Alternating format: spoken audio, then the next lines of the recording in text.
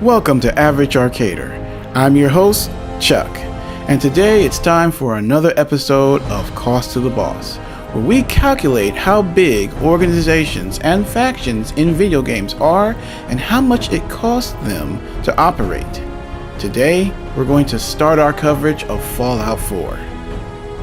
Now, Fallout 4 is an amazing game. It takes place in Boston, 200 years after a great war between America and China has destroyed all of civilization. The game is huge, with hundreds of locations to go to, dozens of mutated creatures to fight, and a lot of different character factions or groups to interact with or go up against.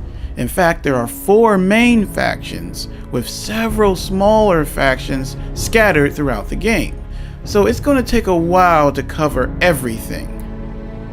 We're going to start with one of the smaller factions called the Compound, which is located at a settlement called Covenant.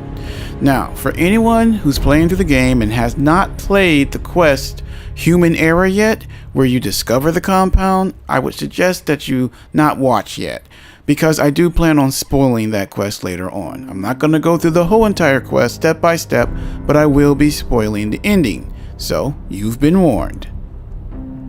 Now, when you first get to Covenant, it doesn't look like a dangerous place. In fact, it probably looks like a safe haven to you. There's a concrete and barbed wire fence going around the whole entire thing. Once you get inside, all the houses look well kept. The beds are clean and safe for you to sleep on.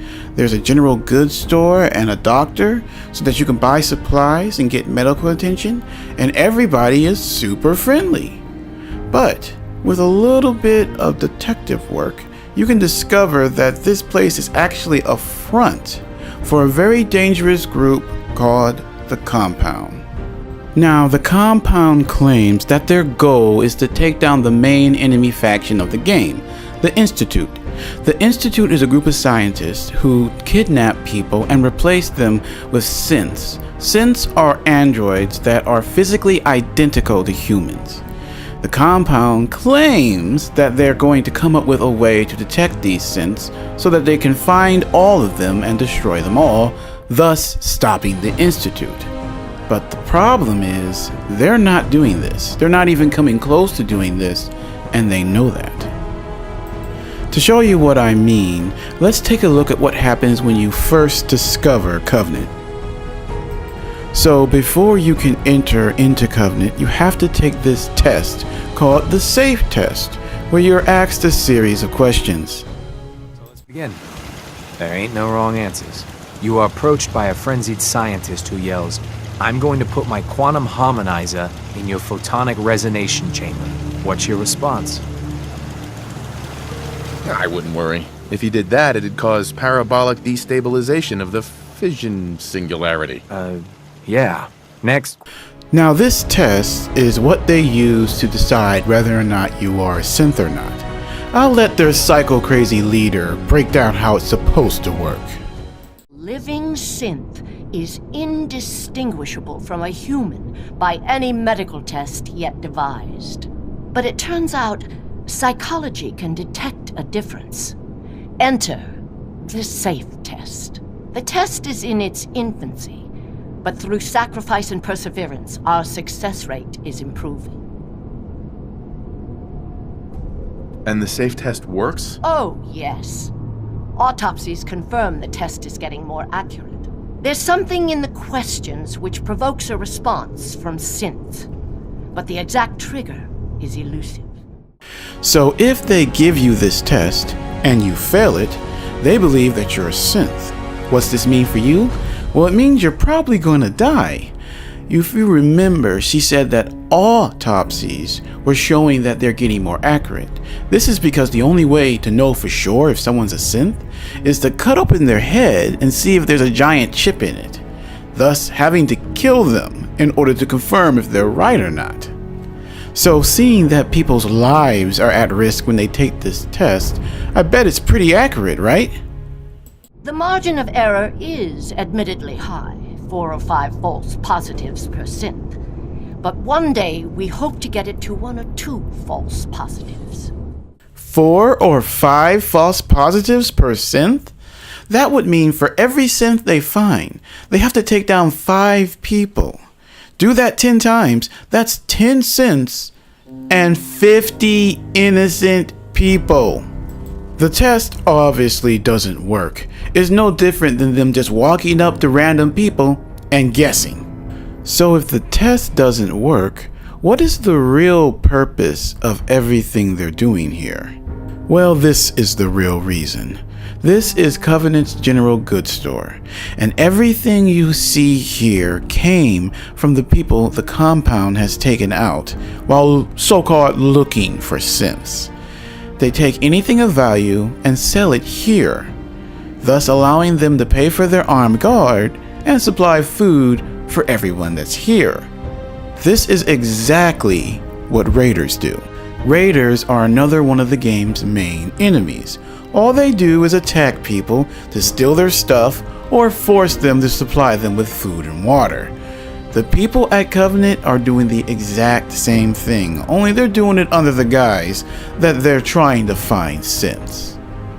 So now that we have an understanding of what's going on here, how much does it cost for all this to run? Now this was tricky. First I had to come up with how many people were working in both the hidden compound and in Covenant itself.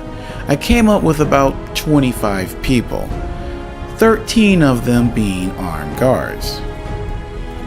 So from what I can put together, everybody, including the armed guards, were getting their food and water supplied to them as payment, with the armed guards also receiving bottle caps, which is the in-game equivalent of money.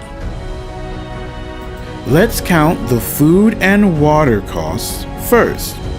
The average human needs around 2,500 calories a day in order to maintain a healthy weight. And since everyone in Covenant and the compound all looked healthy, we're going to assume that they were getting what they needed in food every day. So since there's 25 people there total, that would bring the daily intake of calories up to 62,500 calories a day. That's 437,000 calories a week. That's around 125 pounds worth of food. But what about the water cost? Well, the average person needs around 2 liters of water a day. So after we adjust for 25 people, that's 50 liters of water a day and 350 liters of water a week. Now, seeing that water is one of the most valuable resources in the game, that's a lot of water. Now, as for the bottle caps that the armed guards get paid, I estimate that each armed guard makes around 25 bottle caps a week. How did I come up with this estimate? Well, I used what you get paid for some of the first jobs in the game as a reference, then I subtracted a little bit for the food and water. So combined, all the armed guards in the compound were making around 325 caps a week. That's the equivalent of over $16,000 in our money today. Not bad for a week's paycheck. Now, many fans of the game will say that the people at Covenant and in the compound aren't bad. They're just trying to fight the Institute the best way they know how. But from what I can see, they're nothing more than raiders. Well, I hope you enjoyed this video. If you did, please like and subscribe. I plan on making many more Fallout videos. But until next time, I'm Chuck, this is Average Arcader, and I'll see you next time.